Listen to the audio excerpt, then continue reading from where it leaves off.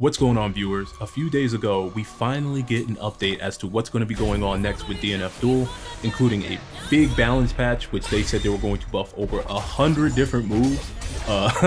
Not sure how I feel about that one, but so long as it's more towards the lower end characters that we already have, as opposed to the higher end ones, I guess I can't complain too much. And if you actually look at the brief trailer that they showed us, they actually have some big changes to the gameplay of the characters we already have. So not sure how that's going to turn out, but I can't wait to see that happen.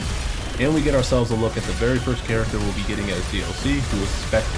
If I'm not mistaken, she's supposed to be a subclass of Slayer in Dungeon Fighters Online.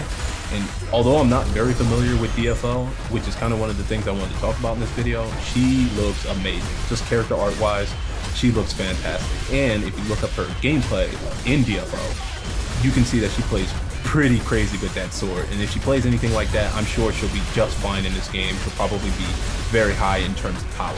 And I remember seeing this character from somewhere. There's actually a Nexon collaboration in one of the rhythm games that I play pretty often, and I'm just gonna pop in a clip real quick so you can see what I'm talking about.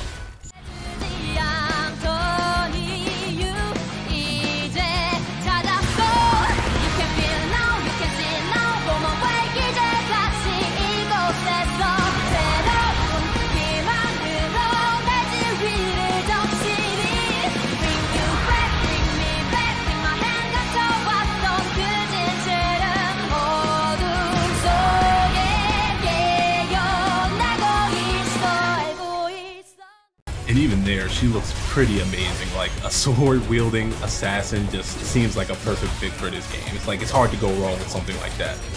Now, unfortunately, they didn't really show us that much.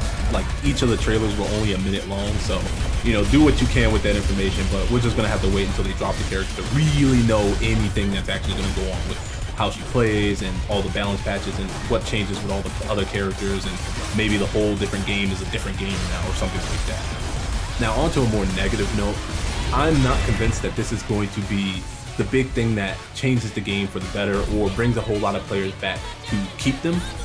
It's like, the thing with fighting games and DLC is that they're just small deals in the grand scheme of what DLC could actually contain.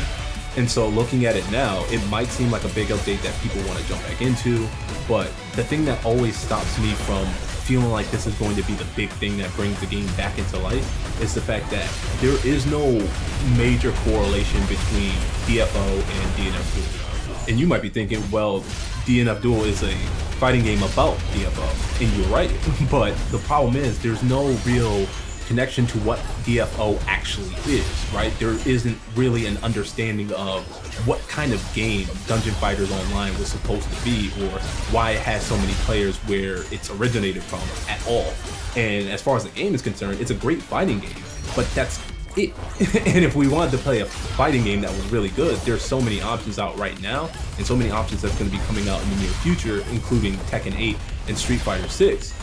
There's not a whole lot of reason to make this game the main game outside of it being a good fighting game. It's like, I'm as big as a fighting game fan as the next guy, but when I look at a game and I look at it being a full game, something that clicks to me is, where is it coming from? You know, what kind of relationship does it have with something else? Or is it a game that has a lot to offer? And DNF Duel is not a game that has a lot to offer, so at the very least, I could see some stuff that's coming from DFO that makes me want to be more invested in the game itself, more invested in the world that is DFO, and want to either play that game or learn some more about this game and keep playing it despite all the problems it has. And it just doesn't have any of that. It's just a good fighting game, which fails a lot of marks for me. And I'm pretty sure it's like that for other players too, because the player count for this game is crazy low. Like, I'm talking, it takes 10, sometimes 15 minutes to find a single match, and you'd be lucky to run into that person again. And even then, if you're like a newer player, you're probably running into the best of the best players more often than not. And even if you're a more casual player that's actually reached legend rank like myself, you can still run into somebody with like 2,000 points who's been playing this game pretty consistently since it came out. So you're either looking at a insta wash or you're washing some brand new opponent, and it just really doesn't feel good. Like, matches like the one in the background are pretty hard to come by nowadays. And while I would like to be more confident, seeing those 1-minute trailers doesn't fill me with confidence at all. you know, considering this game is a little bit on the lower end of content, it just kind of makes me feel like there could have been more, or maybe there is more in the works and I just don't know about it, but there's so much more to be said.